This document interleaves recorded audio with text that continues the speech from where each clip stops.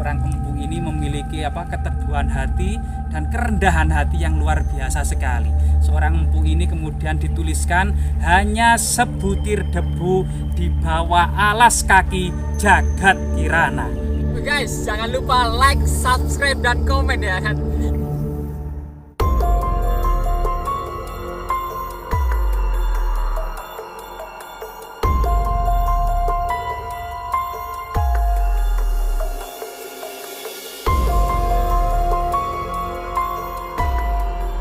Mari kita telusuri seberapa besar dan seberapa megah Istana Arjuna atau pertapaan Indragila ini.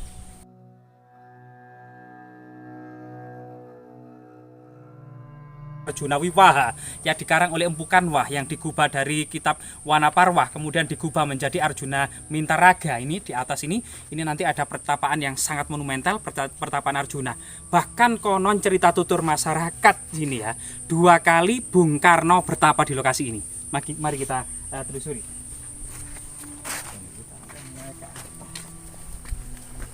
Ini ya, kita bersama dengan Mas Eka dari Majapahit Studi Club akan naik melihat ada apa aja di pertapaan Indragila. Ya. Oke, ini seperti tangga berundak ya.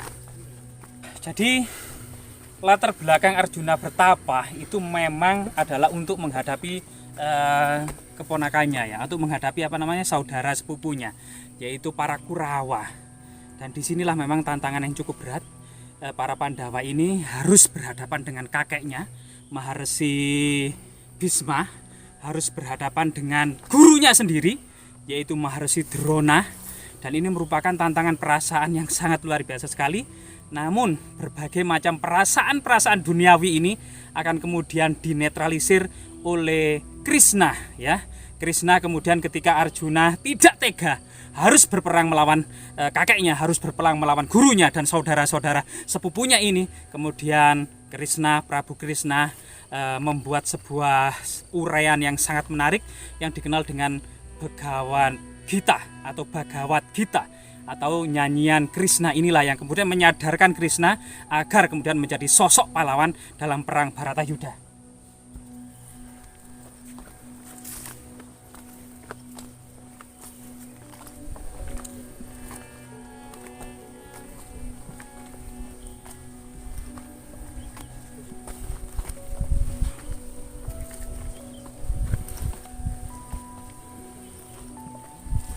Jadi jika kita lihat lantai ini basah, bukan hujan, melainkan tebalnya lapisan awan atau kabut yang sangat tebal langsung menjadi embun-embun yang membasahi dedaunan dan lantai-lantai yang ada di lokasi ini.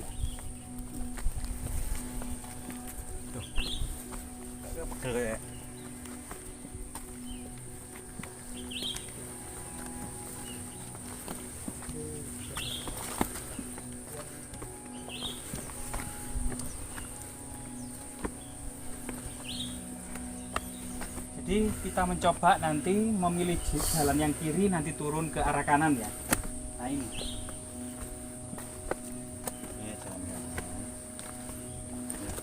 Jalan kiri.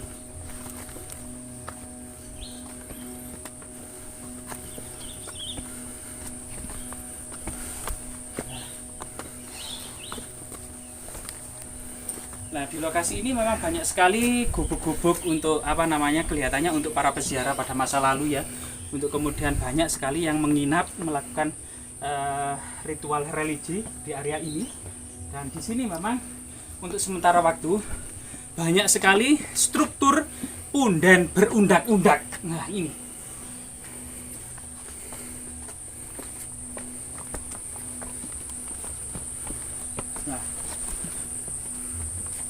Di lokasi inilah ya, jadi kita akan mendapati sebuah struktur percandian yang menempel di tebing. Jadi sebagaimana kemudian arsitektur percandian pada masa kerajaan Majapahit di lereng Gunung Penanggungan. Jadi terdiri dari beberapa candi kecil yang kemudian berbentuk altar ya, seperti altar. Nah, ini adalah altar yang menyerupai nisan atau seperti kubah masjid. Ini adalah altar ya, altar gunungan atau gunungan. simbol dari Prawata Girinata atau Dewa Gunung ya, atau gunungan, karena gunung pada masa Majapahit itu juga dianggap bersemayamnya para dewa, bersemayamnya arwah-arwah leluhur.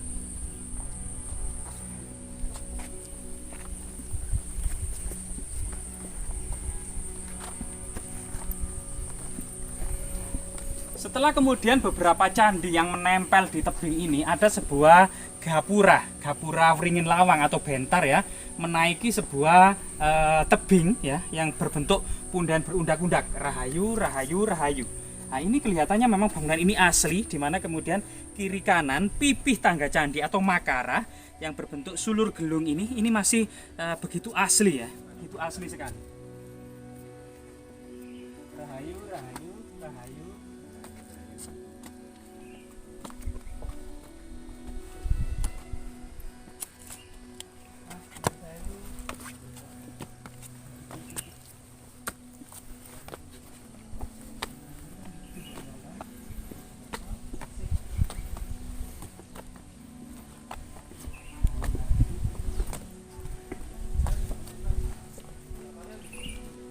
Di lokasi inilah kita akan mendapati situs yang pertama, yaitu Eyang Begawan Mintaraga atau lokal Begawan Mintorogo ya, sebagaimana kemudian karya tulis masa Mataram Islam yang merupakan terjemahan dari Arjuna Wiwaha era kerajaan Kahuripan yang ditulis Empu Kanwah pada tahun 1030 Masehi.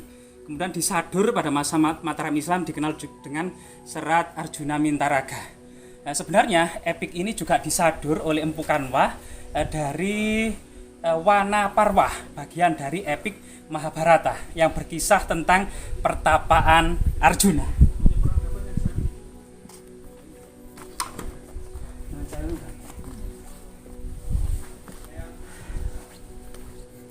Sewu.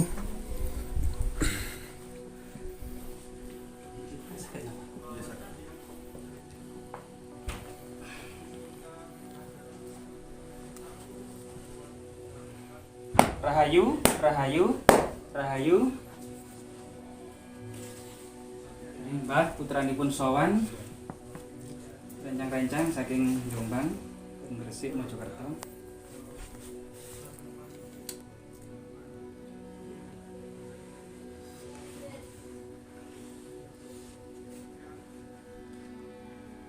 Di dalam ini ada beberapa arca ya, yang kemudian juga beberapa altar pemujaan yang mengarah kepada puncak Gunung Ringgit atau kemudian yang dikenal dengan Prawata Girinata. Ya, kembali kepada kemudian kisah Arjuna Wiwaha atau Arjuna Mintaraga. Pada waktu itu kemudian karena Arjuna disuruh oleh saudara-saudaranya termasuk Yudhistira untuk mencari senjata pamungkas guna melawan Kurawa, maka Arjuna harus bertapa di Gunung Indrakila. Pada pertapaan di Gunung Indrakila, untuk pertama-tama Arjuna ini digoda oleh 7 bidadari cantik jelita. Tapi Arjuna tidak goyah dalam melakukan pertapaannya. 2 dari nama bidadari itu yang nanti petilasannya juga ada di atas, yang bernama Supraba atau yang dikenal dengan Dewi Suprabawati di lokasi ini, dan Dewi Tilotama. Ini merupakan 2 bidadari tercantik dari 7 bidadari lainnya. Kemudian setelah itu Arjuna didatangi oleh seorang pendeta tua atau pertapa tua yang melakukan dialog panjang lebar dan sangat mengesankan mengenai agama gitu ya. Ternyata kemudian di akhirnya pertapa tua tadi berubah wujud menjadi Dewa Indra, kemudian pergi. Setelah itu datanglah Celeng Srenggi yang mengamuk, hendak kemudian mengobrak-abrik pertapaan Arjuna. Kemudian Arjuna melesatkan anak panah mengenai kemudian menghujam tubuh Celeng Srenggi dalam waktu yang bersamaan di lubang yang sama, dan 2 anak panah ini menembus daging Celeng Srenggi di tempat yang sama. Sehingga kemudian yang satunya ternyata berasal dari seorang pemburu tua. Akhirnya pemburu tua berdebat panjang lebar dengan Arjuna, yang akhirnya ternyata pemburu tua tersebut berubah wujud menjadi Dewa Siwa dan memberikan senjata kepada Arjuna untuk melawan Kurawa yang bernama Pasopati. Tetapi ternyata di kayangan gitu ya, di Indrakila yang asli, di kayangan Dewa Indra itu diobrak-abrik oleh raksasa yang bernama raksasa Niwatakawaca. Nah, raksasa ini tidak mampu diperangi oleh seluruh para dewa, sehingga para dewa yang sakti mandraguna ini harus minta bantuan kepada manusia. Loh, aneh kan ya? Tapi memang ini kisah dalam Wanaparwa atau Arjuna Wiwaha, sehingga para dewa menaruh perhatian kepada Arjuna untuk membantu. Dan Arjuna untuk membunuh raksasa Niwatakawaca ini sangat mudah sekali. Maka akhirnya Arjuna dapat dinikahkan dengan 7 bidadari. Yang 2 diantaranya adalah Tilotama dan Dewi Suprabawati. Nah, semoga kemudian bermanfaat dan tetap lestari. Mari kita melanjutkan ke pertapaan yang selanjutnya. Jadi pertapaan Indrakila ini sangat menakjubkan kan, sangat indah sekali. Jadi pahatan-pahatannya itu sangat halus, mencitrakan sebuah cita rasa peradaban yang sangat tinggi tentang kehalusan budi dan hati pemahatnya. Ya, pusat Karsian pada masa Majapahit akhir, nanti kita akan menemukan beberapa prasasti atau inskripsi yang kemudian menandakan kapan dan bagaimana kemudian percandian ini dibangun. Mari kita telusuri bersama-sama.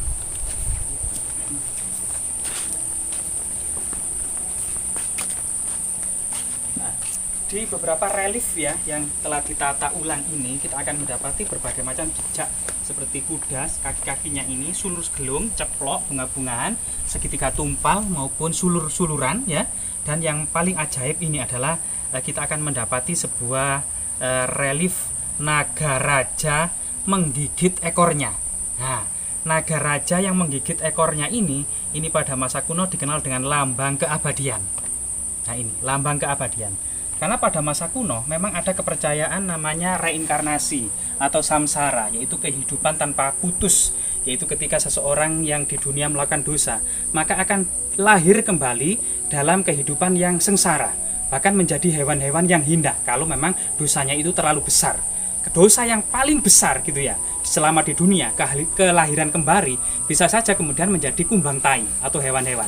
Sehingga beberapa kalangan Siwa Siddhanta maupun Buddha Mahayana ini tidak kemudian memakan hewan-hewan, memilih vegetarian, karena dianggap kemudian hewan-hewan adalah reinkarnasi dari manusia di kehidupan sebelumnya. Sehingga kemudian agar terputus dari rantai reinkarnasi ini, tujuan kehidupan utama pada masa kuno adalah moksa, yaitu menyatu dan hidup abadi bersama Tuhannya. Yaitu, mari kita lanjutkan. Jadi beberapa artefak di sini yang diduga ini masih asli adalah pipi tangga candi yang berhiaskan sulur-suluran, kemudian memasuki area yang lebih atas. Dan di sini merupakan gapura yang membatasi antara area profan keseharian dengan area yang paling sakral di belakang gapura. Mari kita naik ya, rahayu. Rahayu, rahayu, rahayu, rahayu, rahayu, rahayu, rahayu, rahayu, rahayu.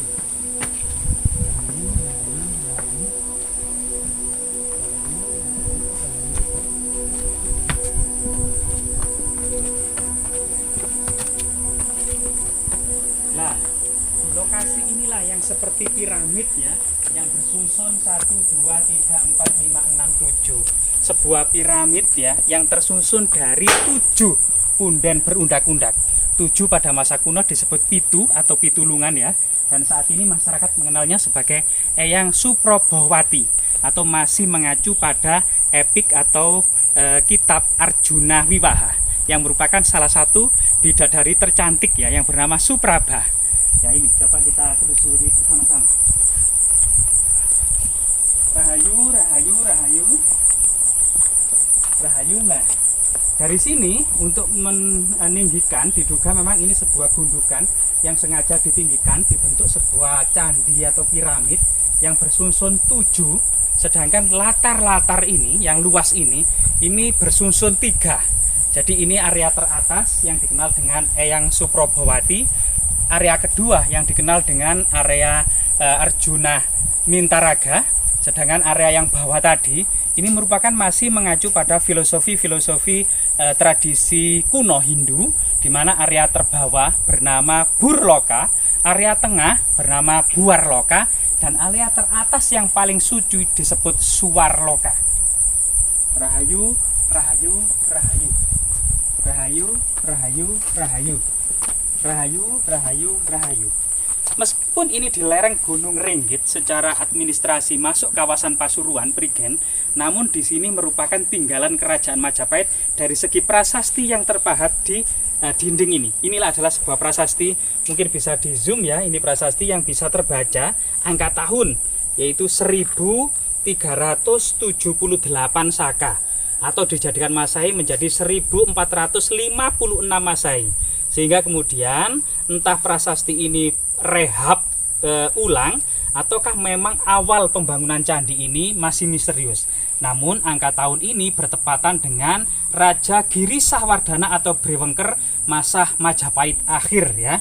Nah ini sebagai tanda, dan ini prasasti langgamnya ini masih asli tahun 1378 Saka ini atau tahun 1458 Masehi. Rahayu, rahayu, rahayu, rahayu. Mari kita sowan ke petilasan atau pertapaan Eyang Suprabawati atau Supraba ya, yang Supraba, salah satu bidadari cantik.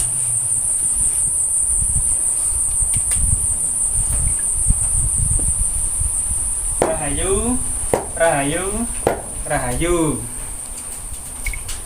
Lah, disinilah kemudian daerah tertinggi ini atau lokasi paling suci ini, yang sebuah altar pemujaan pada masa kuno ya. Ini dikenal masyarakat saat ini memberikan nama Eyang Suprabawati atau salah satu bidadari tercantik yang kemudian menjadi istri Arjuna atau Dewi Supraba. Nah, bentuk bagaimana arsitektur pertapaan di sini, terutama pada masa kerajaan Majapahit, ini memiliki 4 fungsi. Yang pertama adalah pemujaan kepada puncak Gunung Ringgit atau puncak Gunung Arjuna juga, yang dikenal dengan Parwata Girinata. Yang kedua adalah tempat persajian, yang merupakan sebuah konsep tradisi Jawa yang sangat tua. Sebelum pengaruh Hindu-Buddha, masa prasejarah ini sudah mengenal persajian sebagai wujud rasa syukur akan panen yang melimpah. Karena memang masyarakat Jawa berkembang seiring tumbuhnya padi, masyarakat Jawa berkembang seiring dengan kesuburan tanahnya. Maka sehingga persajian dari segi bunga-bunga, buah-buahan biasanya itu, dan beberapa makanan serta wewangian, ini merupakan salah satu tradisi Jawa yang sangat kuno sekali. Yang ketiga adalah asrama Kadewa Guruan. Tidak bisa dipungkiri jalur ini merupakan jalur suci pada masa Majapahit yang dikenal dengan Tirta Yatra maupun Dharma Yatra, yaitu perjalanan suci mencari kebenaran, yaitu yang dilakukan oleh para pangeran muda guna menempa ilmu hingga ilmunya mumpuni, kemudian yang dikenal dengan turun gunung. Nah, karena ilmunya sudah mumpuni. Termasuk kemudian tujuan para pensiunan pejabat tinggi Majapahit ketika usianya tua guna menyempurnakan 4 catur asrama, yaitu Brahmacarin usia anak-anak mencari ilmu, Grahasta berumah tangga, Wanaprasta pergi ke hutan meninggalkan seluruh ikatan duniawi setelah pengabdian menjadi pejabat tinggi Majapahit, sampai kemudian tahapan keempat yaitu Sunyasa, yaitu fokus meditasi, fokus mendalami dharma gitu ya. Sampai kemudian ketika ajal hendak mulai menjemput, berjalan tanpa bekal menuju puncak-puncak gunung tertinggi hingga kemudian moksa. Moksa adalah tujuan utama para pertapa tua, para pensiunan waktu itu ya. Sehingga kemudian area ini pada masa kuno memang dijaga oleh seorang maharesi atau maha pertapa. Semoga kemudian bermanfaat ya. Jasmira, jangan sekali-kali melupakan sejarah, dan area ini cukup luas dan sangat mengagumkan. Mari kita lanjutkan ya untuk berkeliling-keliling ke area ini lagi. Di pertapaan Indrakila inilah kemudian kita mencoba lagi mereview apa artinya Tirta Yatra atau pejalan suci mencari air keabadian. Tirta Yatra ya, tirta atau membawa air suci. Nah, di pertapaan Indrakila ini akan terlihat gentong-gentong air yang diduga memang tandon air suci pada masa kuno, dan sangat luar biasa sekali, berat dan besar gentong-gentong ini ya. Dan ini ada banyak sekali. Ada beberapa, nanti kita hitung satu persatu ya. Jadi dari tembikar yang sangat keras, sangat tebal,